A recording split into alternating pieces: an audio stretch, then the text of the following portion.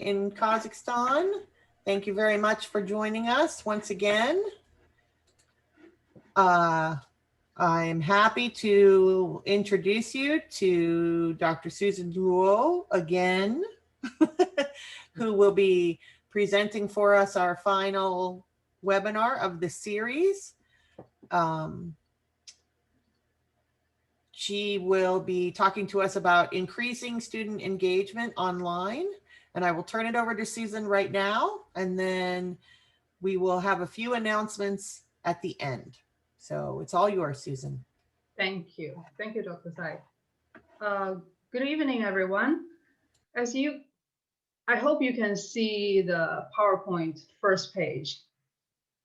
All right. As you can see, we have organized 12 webinars since June. And I'm going to wrap up all the webinar series today. All the webinars will be uploaded online for free. And PowerPoint is also attached with the with all those webinar videos.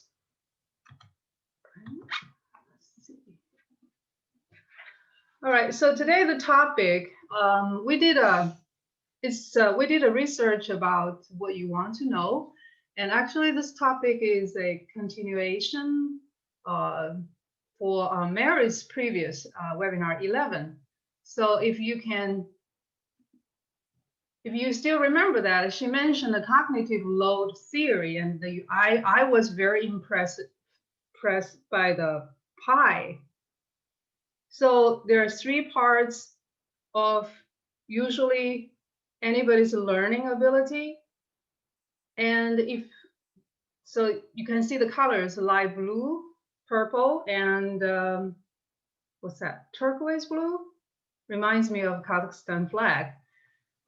Extra, how to pronounce this again? Extraneous. Extraneous effort. So her webinar introduced how to reduce this part. Let me just review some points here. So extraneous load basically means some extra materials. Your teaching materials sometimes are hard for students to find, or your instructions, not your teacher's instructions, are difficult for students to follow. So her webinar gave you 7 tips. I remember 7 tips how to reduce that load, to make that part smaller. Then students' generative and intrinsic ability will be developed more, have more space for them to internalize new concept, new knowledge, and develop some understanding. So my webinar today is talking about this purple part, generative. So that means some elements, your class activities, your teaching designs can help students engage with the materials, can assist their learning. So our goal is, as teachers, how to make this part a little bit bigger, and how to make this part like a colorful rainbow. So with different kinds of designs, activities, your students can get interested in learning materials, and they will engage in their learning process. It's not an easy job, as you probably have realized. Teaching is really not just about textbook. If you want to achieve the best teaching quality, there's a lot of work for you to design and to think about what your students need. Okay, so I basically, I can't give you only 7 tips like what Mary did in the last webinar. I give you 2 lessons as a teacher. Yeah, but under the 2 lessons, you have more than 7 bullets.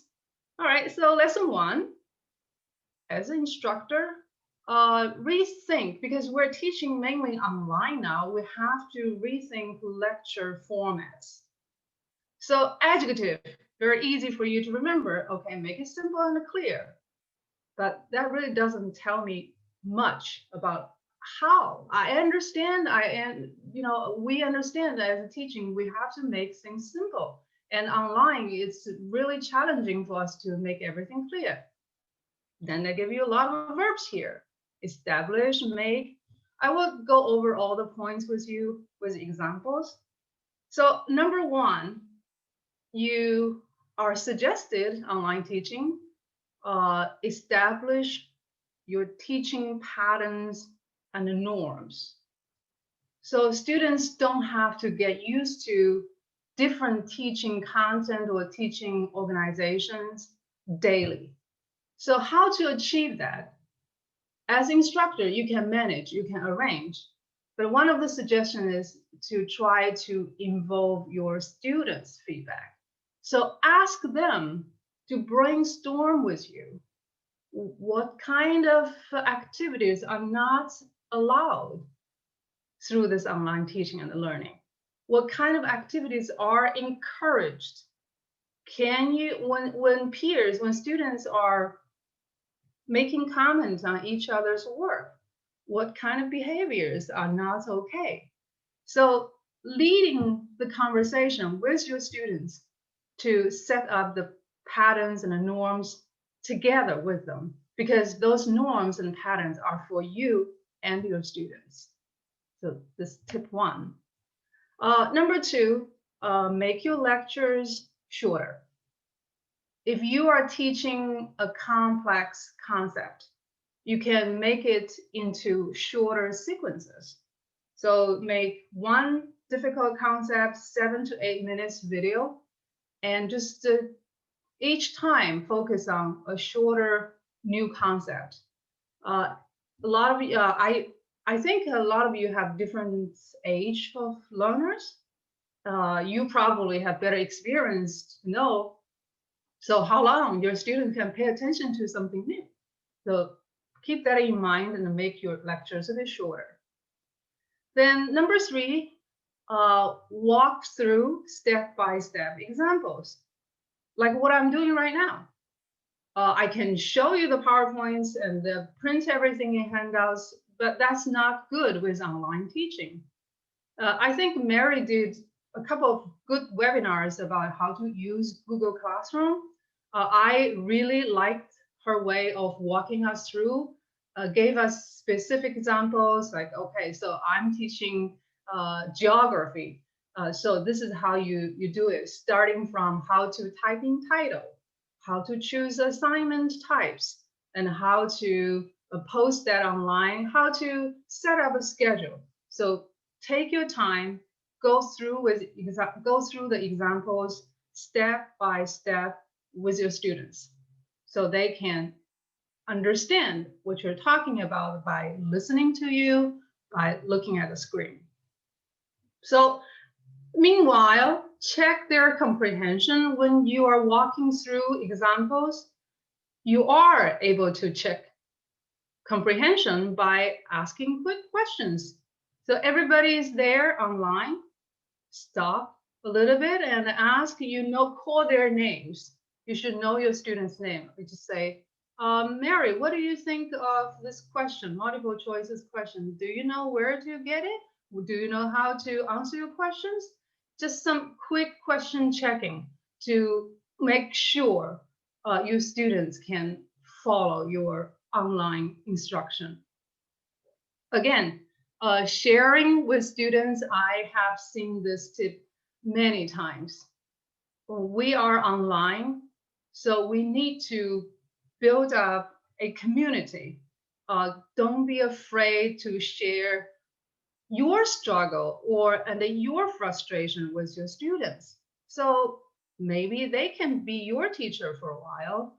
So you can say, I have trouble with PowerPoint designing. I have trouble finding apps.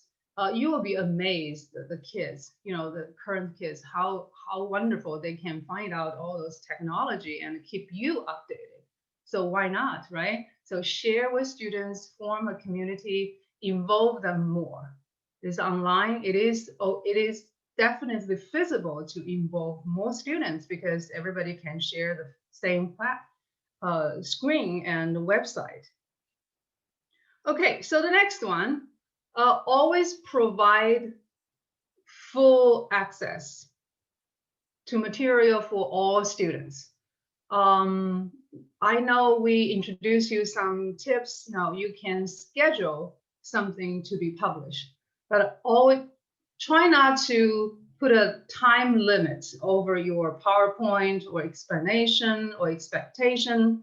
Now just to provide all the access to the students. So if they forget, and we do forget easily, then they can go back to find the places, remind themselves, and try to follow you. Okay, the next part as instructor, the same thing as you do face-to-face teaching, you monitor your students' progress. Check their answers, check the discussion board. If students are behind, write emails to them in time. Don't wait 2 or 3 weeks later, then say, oh, in week 1, you didn't turn in what kind of assignment. That's too late. Always remind them, check them regularly, timely, and remind them quickly. The last one we can easily do, and it's really required, is answering our emails. I don't know in Kazakhstan what kind of platform the teachers like using. I found some teachers really like using WhatsApp. I don't know if you have some groups with your students on WhatsApp, but basically means you have a communication tool, then use that to communicate with them if you're not meeting them online daily, and then grade your assignments on time. This is really important part for engaging students, because after students take their time finishing their homework and post online, after they take time commenting on each other's work, they do want to see teachers' feedback. So what kind of grade I can receive with my work? Your grades encourage them, shows your seriousness about teaching, and they can get good feedback after they finish some assignments like 1 day ago. So if for the online teaching, if they did some homework in week 1, you give them feedback in week 3 or 4, most likely they probably already forget that. Forget what they have done in week 1. Then you know that is the practical situation. A lot of students just care about grades. They saw their grade, they like it, they dislike it, they might not pay attention to your feedback. And that feedback probably took you 2 or 3 weeks to finish. Yeah. So it is very challenging to do that, to grade assignments on time, but we have to readapt to this online teaching to engage our students. So that's the part, as a teachers, you think about your teaching format. The next one is to create a student community. There are 3 things here. The use of discussion board, encourage students to discuss online, to take a look at each other's work, join them, chat with them, post your ideas, post your compliments. Discussion board, make use of discussion board. Maintain a regular office hours, so students know for sure when they can find you, when they can chat with you in private, when they can share with you their struggles and frustrations. And another one I have read from a lot of resources, actually, they suggest the consistent groups or pairs. If we teach in class face-to-face, we might, usually most teachers try different kinds of formats of group work, sometimes 3, sometimes 4, because we're meeting each other every day. But online teaching, actually, I read this literature, they were suggesting is consistent groups and pairs. I guess it is also matching this teaching patterns and the norms within this online teaching context. So as a teacher, so those sounds a little bit, to me, as a learner, to me, I still think, I kind of understand, and the ideas are still a little bit bigger for me to understand how to engage my students better. So my next one will just list you some specific activities you can use without too much trouble. So number one, share visual organizers. I recommend 5. So you can see that you can use T-chart. That's the easiest one. When you're organizing your teaching materials, you can use sequence chart. A lot of teachers like using Venn diagram, compare and contrast, spider net, main idea web, and a concept map. So using visual pictures, charts, tables to organize your teaching, this way can make a complex concept easier. Number 2, when you start your conversation online, when you're first meeting your students, some activity, warm-up activity, you can ask students to think about 5 words to define or describe photos. You want to engage them. You can post a photo. Could it be the latest movie? Could it be the latest computer games? And give students a few minutes to get into this online learning and teaching context. So this could be a warm-up exercise I recommend. Number 3, check your students' feedback weekly. Chat with them. Ask them how they feel. Most students feel safer if they can do the chat private with the instructor, because if they discuss in groups, and some students might not want to really truly share how they feel about online teaching. So maybe chat with groups. I mentioned in the previous slide. So consistent groups and pair work, then you can discuss or chat with them. But you have to remember, this kind of checking, we can't wait until the middle of the session or usually at the end of the session. No, online teaching really requires immediate feedback checking, so you can adjust your teaching to better address your students' struggles. The next one I really like, but I think it's really challenging for the teacher to design this kind of projects, is to share authentic students' work. Usually some work like A-level as an example to encourage students to do it. I chose the one example. So this was a project I did with my students. I taught English, so it's about English language skills a couple of years ago. So the summaries about complex sentences writing, my student designed. When I saw this photo, I was really impressed. There was this photo you see right now is not a screenshot online. They did everything. So they designed all those arrows, those squares, the different colors, and type in their explanations.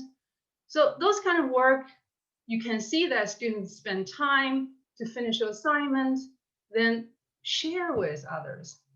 Make your students proud. Make other students admire, and make yourself proud as well, right? So try to share some authentic your students' work online regularly to encourage them. Keep on working on keep the good work.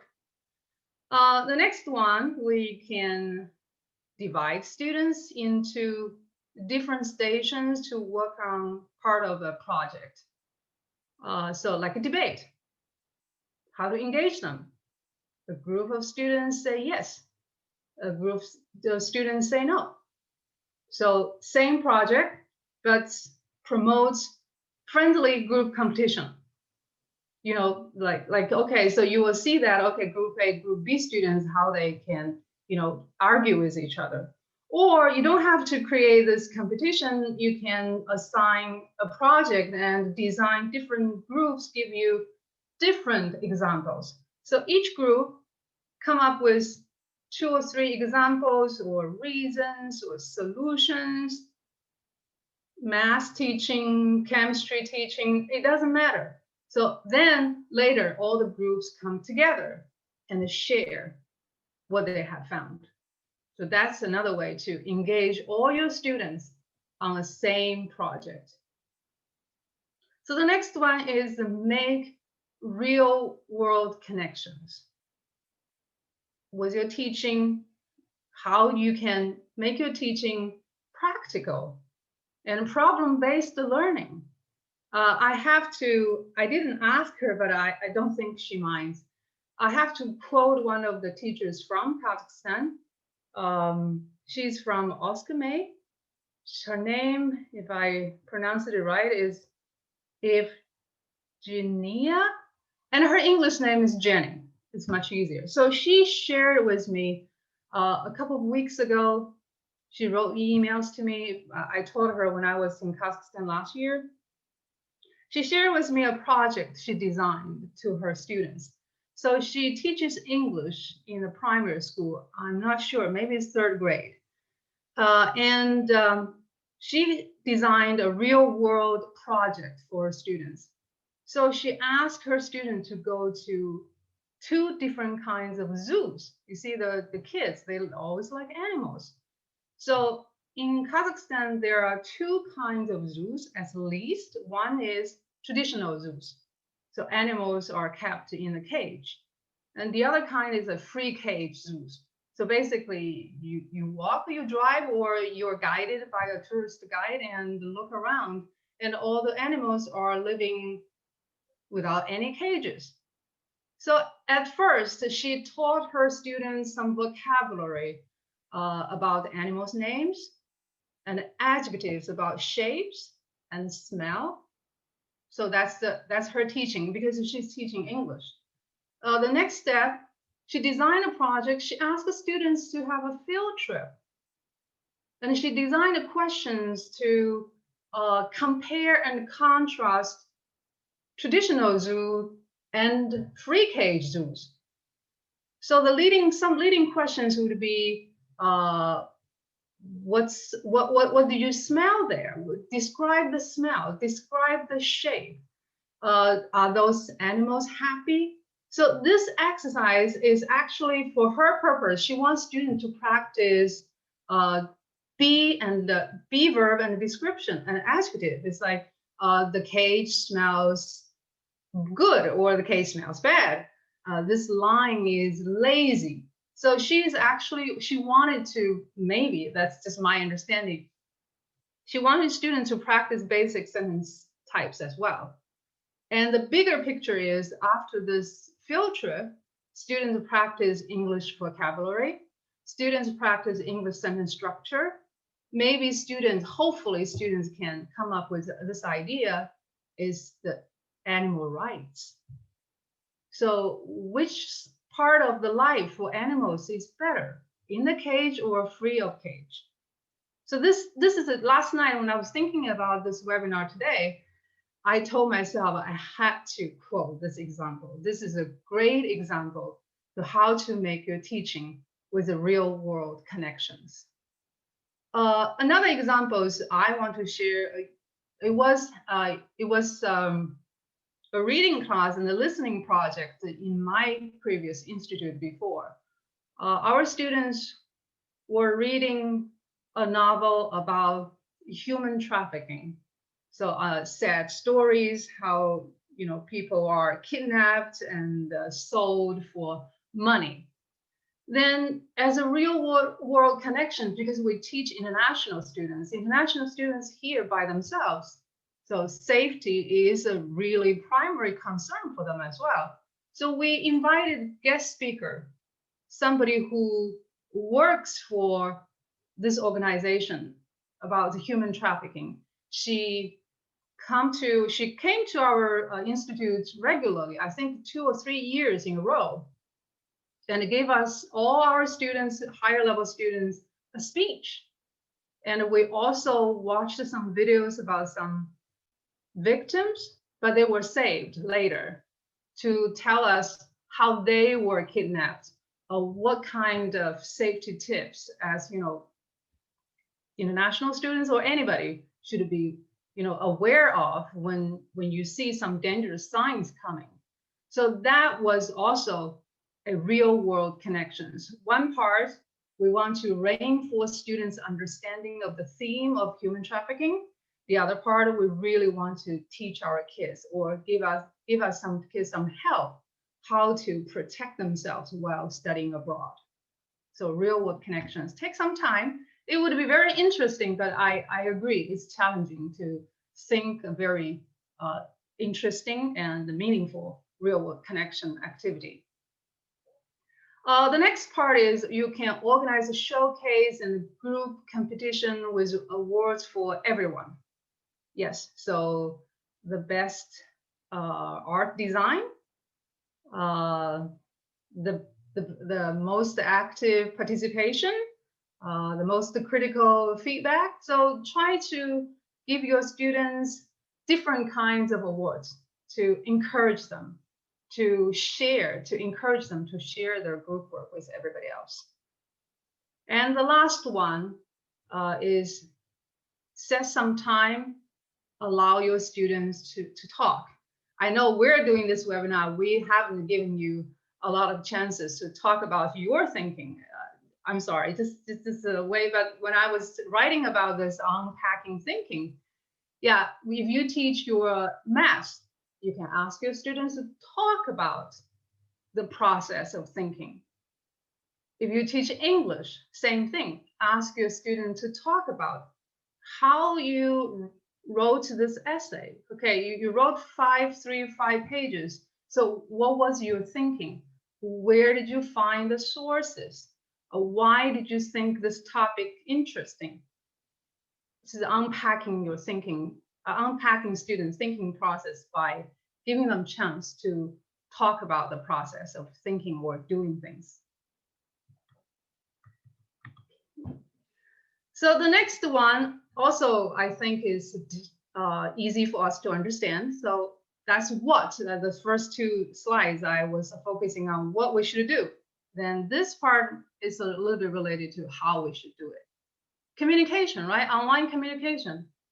We're communicating on the computer. Then nonverbal and the verbal communication, eye contact, look at the camera, gestures, movement. What kind of gestures are appropriate? Should you like swing a lot? Body position? Silence? Don't mind silence. You need to give your students some time to give you feedback. Professional or casual dress? How do you want to dress? Okay, think about all those things. Think about your students' age, your students' needs, and the connections with your students, and make a decision. And the verbal, this is talking about teaching in English. So avoid too many like as fillers. Because if we use too many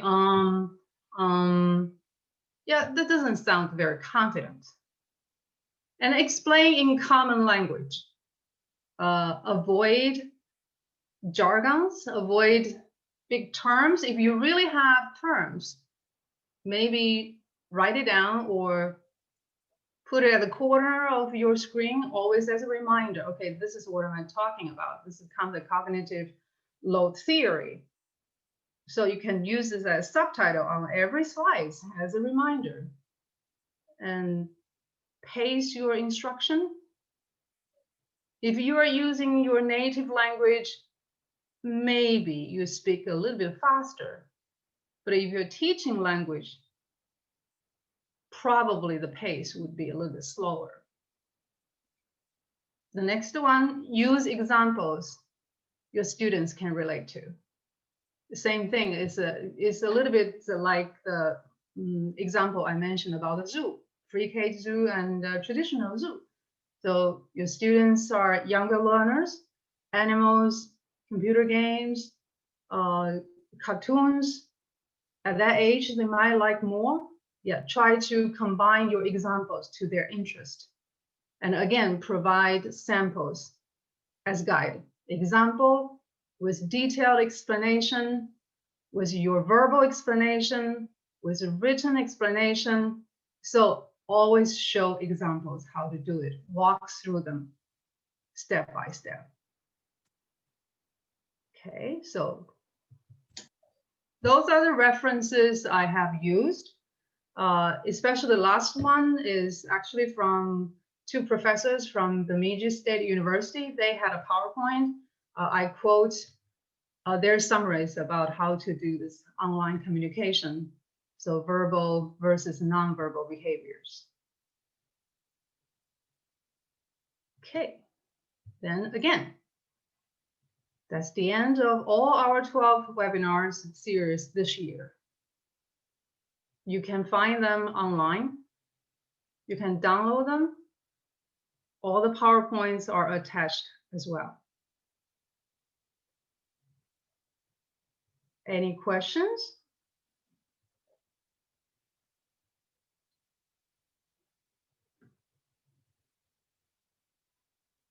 If you have any questions, you can type in the chat box.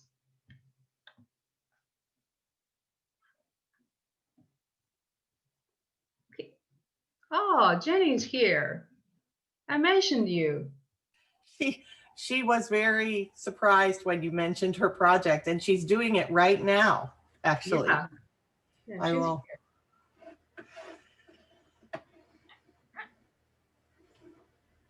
But I think that's a great example. We do have a question in the chat. Okay. Can you see it? May I take this presentation?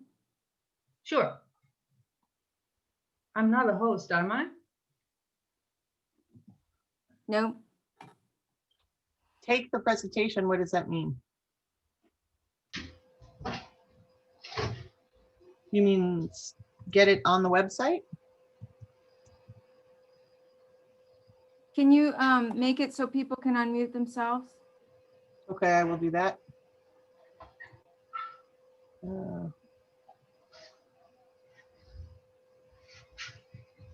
Oh, the person was asking about the PowerPoint. Yes, Oh, the PowerPoint. Go ahead, Mary. No, go ahead, Mary. Oh, the PowerPoint as well as a recording of this webinar will be available on the website. Does one of you have it handy? Yes, I've already sent it into the chat for everyone.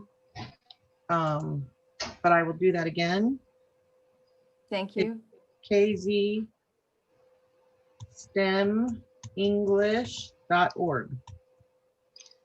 And this is the website of the project that we have been doing since last year.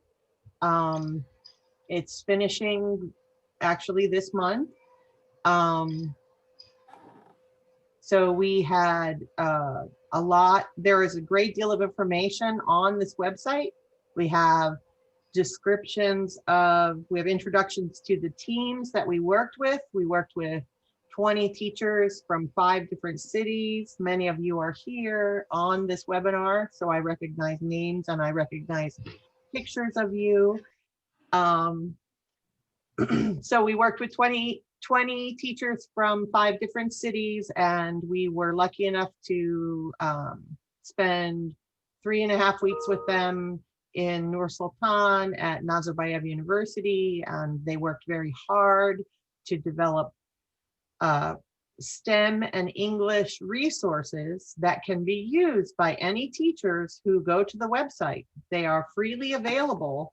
So they developed projects, they curated resources that are on the internet, and almost everything in the materials is either translated or has a link to a translation. You can have it in Kazakh, you can have it in Russian, or you can have it in English. So we hope that even if this project ends, that the website will still be very, very useful to you.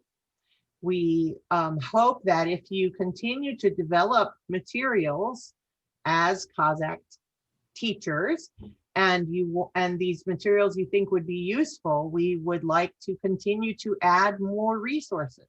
So there will be a way to contact us on the website so that you can also send information, and we will upload it so that other teachers can benefit from the work that you're doing.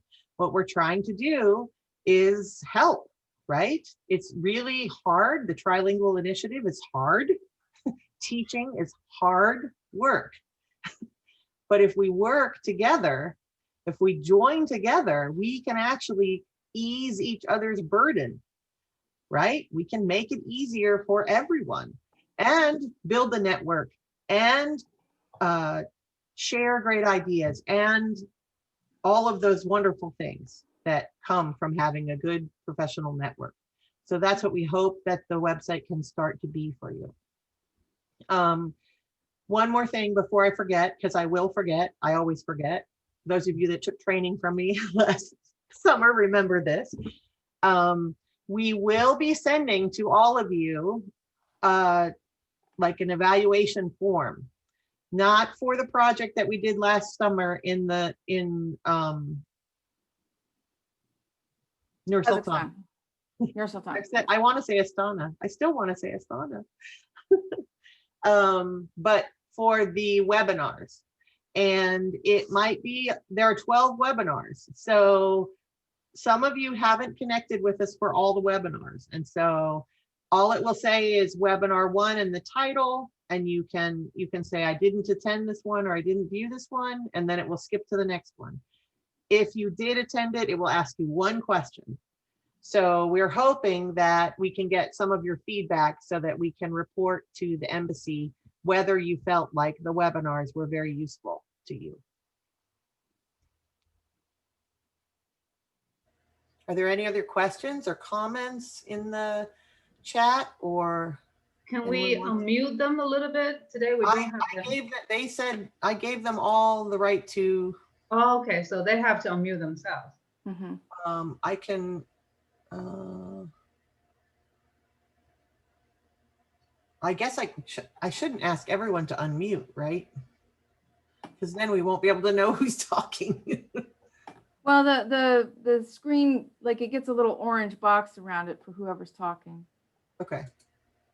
But I did want to say to everybody on the kzstemenglish.org website, right now, you can go and view the first 8 webinars. So there's the webinar video, there's the PowerPoint, and if you can't view the video on YouTube, we also have it so you can download it. The last 4 we're working on getting, and I really don't like to make promises, but our goal is to have them ready and able for you to view by Monday.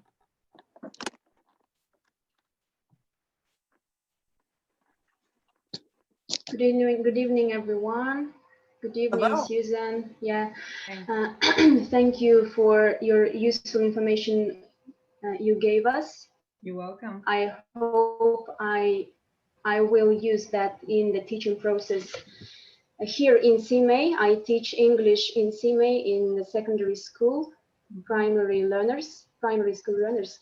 And the process of distance learning, how it works here in CMA, it's like using WhatsApp and sending a document with clear description of the exercises and with links and videos. After that, we give them the deadline. The deadline is until the next lesson. They have to send it back until the next lesson. So I wonder how it happens around the world. For instance, in your countries, how does it work? Are you using Zoom or other platforms? Canvas, right, Mary? Canvas or Blackboard?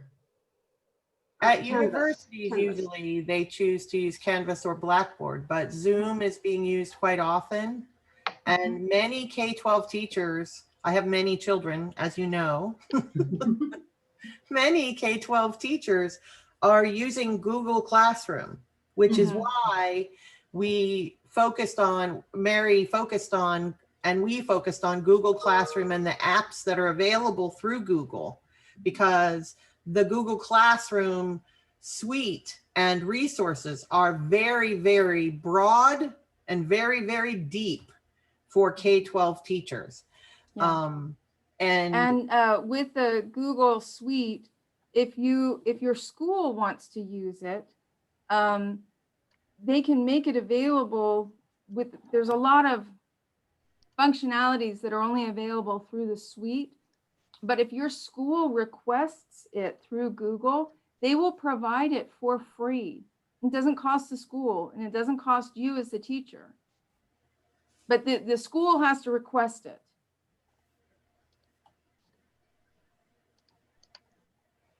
I mean, you have to think about to think about what your students have available also, though. So if your students only use WhatsApp and don't know about Google Classroom, then it will take time to transition them to that.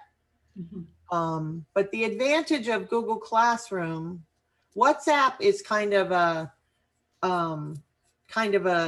we deliver this and then you deliver it back, and we deliver this and you deliver it back, right?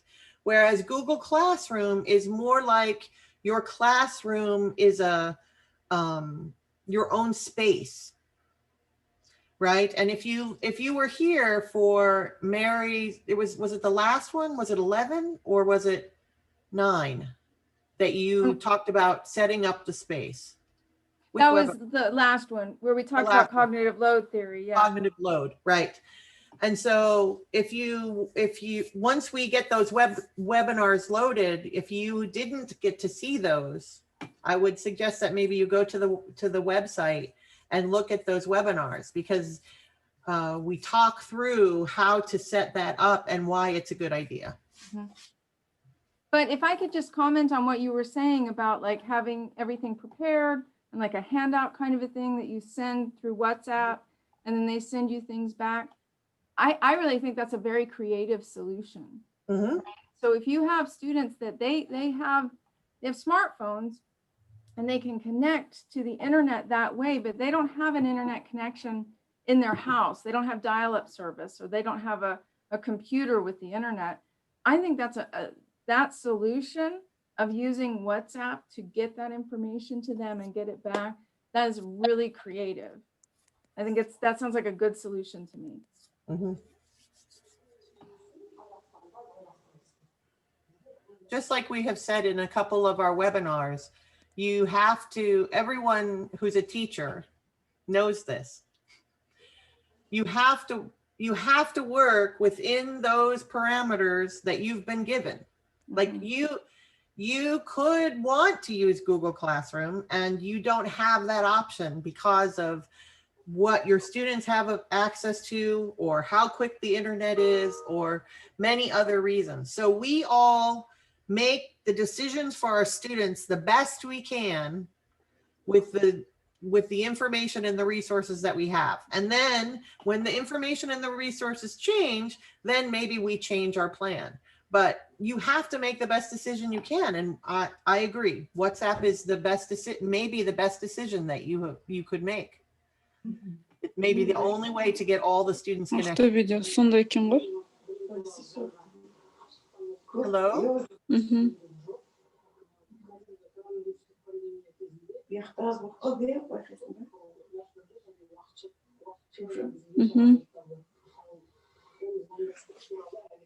think she may be talking to somebody else. Did anybody else want to add to that? This question? Any other methods you're using?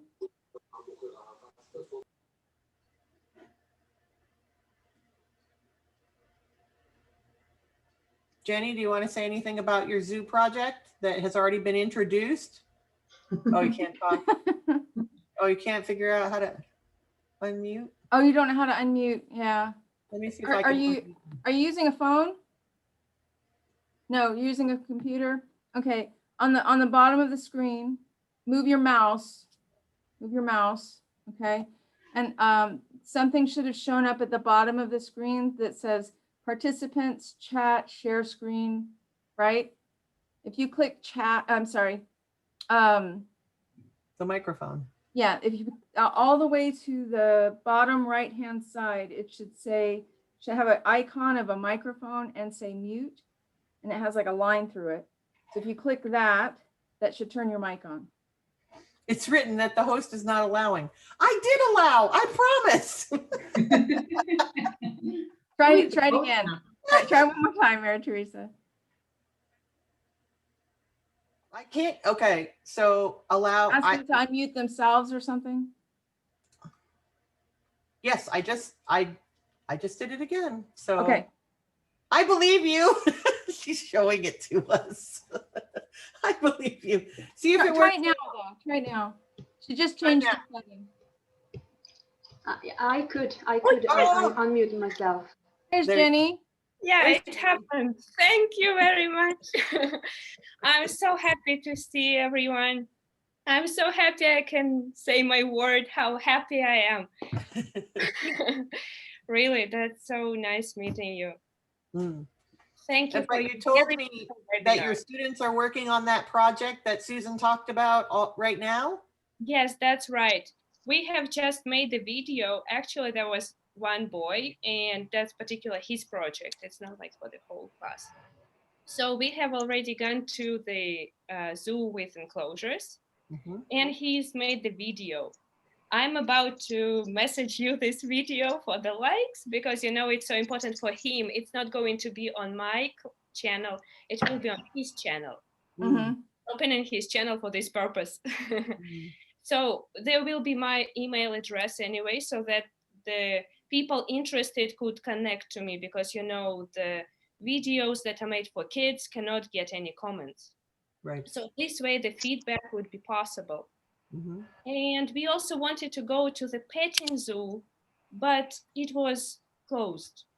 Oh. Yeah, initially we also said that and we got upset, but then we realized maybe it wasn't that bad because those poor animals who had to be petted all the time are now somewhere else in a better place. Hopefully, I don't know. But anyway, we think that this is for good. Mm. And we are going to talk about that too. And Great. next week he's going to protect his project. He's going to make a poster or something about the animals. He's going to write everything there, whatever we've been taught for the whole September. This was their topic. Animals was their topic. So everything is according to the school program, plus a little bit of evaluation and this raising awareness of the animals' rights. That's wonderful. But he's really happy, and his parents are also happy. Great. Yeah. Oh, we have a question in the chat that says, in what school do you teach? Well, I teach in Uskimian.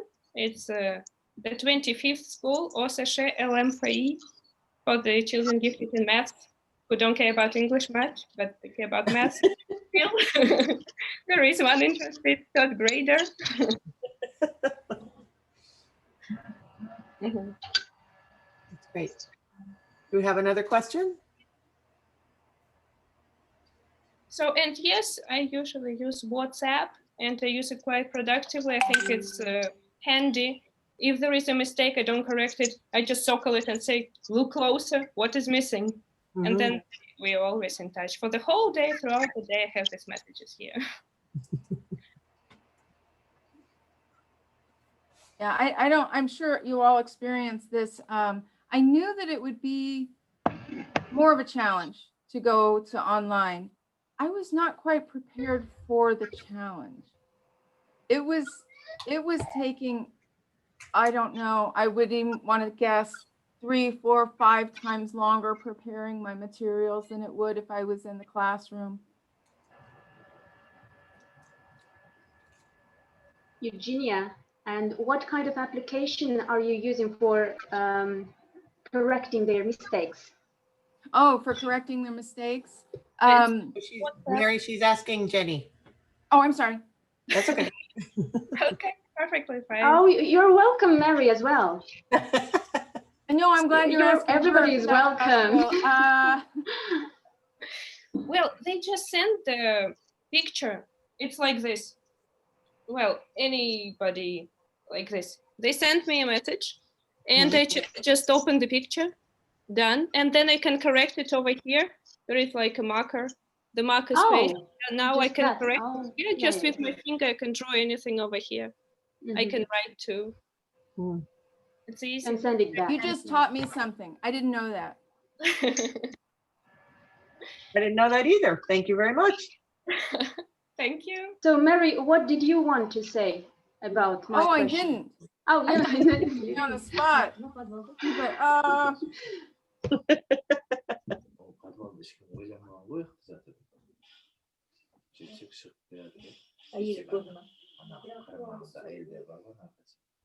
Are there any other questions or comments before we end for the day?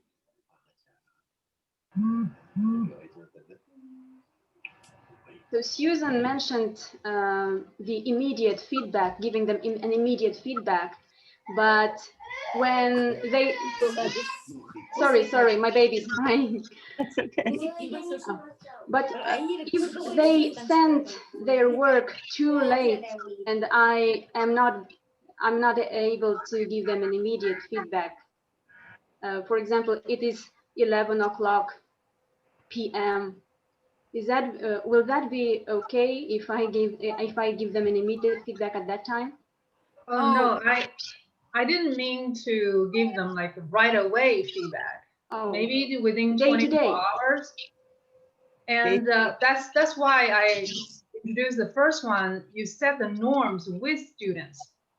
So discuss with them what is the latest time you can submit your assignment to the instructor. Because we online is 24 hours open, but we do have our schedule. We have to sleep at 10 o'clock or 11 o'clock. We do have to So, sleep. Yeah. Sleep is nice. It's nice to sleep. Right. Yeah, sometimes when I was teaching face-to-face, I set up syllabus, those kind of norms with my students. I ask them to write it down. So they would say, we shouldn't talk when our classmate presenting. So they write it down. So that's your word, okay? You said we shouldn't talk. So usually involve your students' input and make them write down. So that probably works a little bit better. mhm. Yeah. And I would say that whatever your methodology is when you meet face to face for your grading and returning. So I don't usually grade one thing for one student and give that back immediately. I grade like the whole group of things and give it back at once. But when we're saying immediate feedback, like if it's a written thing, within whatever that time parameter is, you would normally do it, right? So the next day or within the next week or before the next big part of the project. But if students don't feel like they're being heard, they're not incentivized. They don't feel any need to get their work turned into you because it's like, oh, well, you don't really care. So immediate. I love your idea. So if they give it to me at 11, do I need to get it back to them at 6? No. No. No, the students might think you should be chained to your computer, just like they think you live in your classroom. Yeah. But we know that that's not true.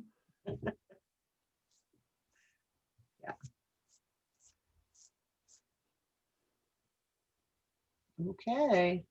Well, I would like to thank you all again for joining us. I would like to encourage you to please, when you receive one final email from us, to fill out the evaluation for the webinars that you have visited or you have seen. And I would very much like to encourage you to go to the website and use the materials that have been created by very creative, dynamic teachers throughout Kazakhstan.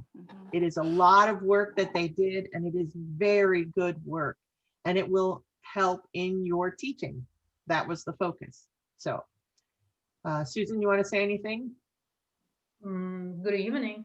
Have a good night. And Merry check our Christmas. website. Yes, Yeah. thank you for Go to the web. participating in all the webinars. Yeah, Thank you I'm for gonna your miss support. seeing you guys.